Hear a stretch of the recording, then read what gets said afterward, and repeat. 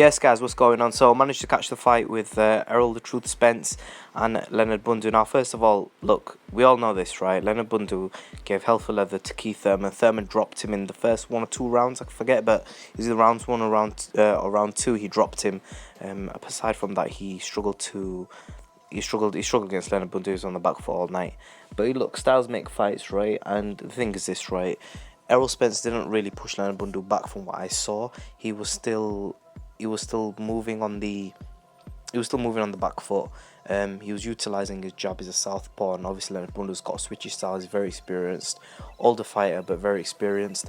Made it very rough for Errol Spence, but Spence got the job done. And obviously, as a young fighter, when you're facing someone with that much experience, to be able to outbox him and utilise your jab and utilise your southpaw stance in the method which Errol Spence was doing is pretty good, and it's good to see from someone coming up the ranks. But the thing is this, right? Like I said before, styles make fights, and just because Keith Thurman struggled to get a bit more against Leonard Bundu, you've got to understand that Keith Thurman has better legs than Errol Spence does. So with his better footwork, with his faster feet, he's going to utilise that, whereas Errol Spence doesn't have the ability to move like Keith Thurman. He doesn't have the quickness on his feet that Keith Thurman has, and that is Keith Thurman's style, to move around, bounce around a lot, and he does happen to throw in power shots from time to time. Just because he's known as one time doesn't mean that that's all he is. He is a versatile fighter who can box as well, and we saw against someone like Sean Porter, that he can box and he can move, and he managed to pull out the win.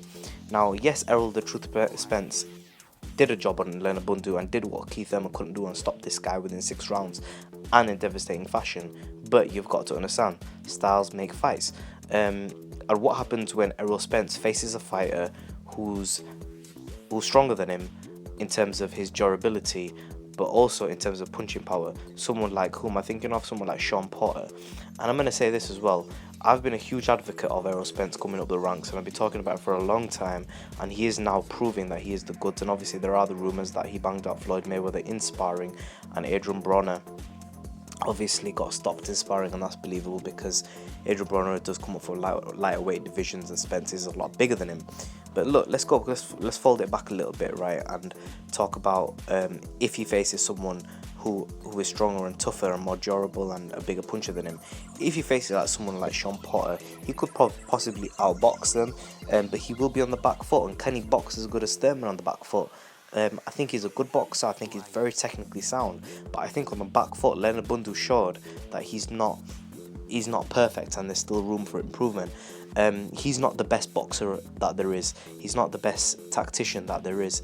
There have been better boxers. There are better boxers in the 147 division.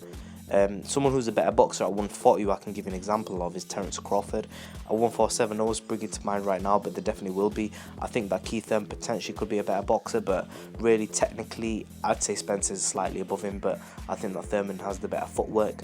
But I mean, the other thing is this: what if he gets into a fight with someone who's a very good boxer, someone who moves on the back foot really well and carries some pop, someone like Keith Thurman? I mean, how does that style match up for him? What if he faces someone like Kell Brook, if Kell Brook decides to fight him at 147 pounds, which I don't think he will, but if he does, for the IBF strap, what happens there? It'll be very interesting to see how he fights a back foot fighter with some pop. The two names that are coming into my mind are Keith Thurman and Kell Brook, and what happens if these fighters start to come forward and Spence starts to retreat and go backwards? It was a messy fight, this one, but then again, look, obviously with the experience of Leonard Bundu, he's going to do what he's going to do, and he's going to make it a dirty fight, a rough fight. Spence's jab was key for him to win this fight. He was setting everything up, and when he landed, he managed to close the shot, and he is definitely one of the best finishers in boxing at the moment, from all the way from the lighter weight divisions all the way up to heavyweight. He definitely knows how to close a shot and finish a fight, and he is definitely one of the rising stars in boxing. Can he take over boxing? Let's take a look, see, until he fights somebody, because he still hasn't fought anybody yet. I mean, I want to see him up, if he's not fighting for a world title next, I want to see him step up at least a level to a Robert Guerrero at the bare minimum.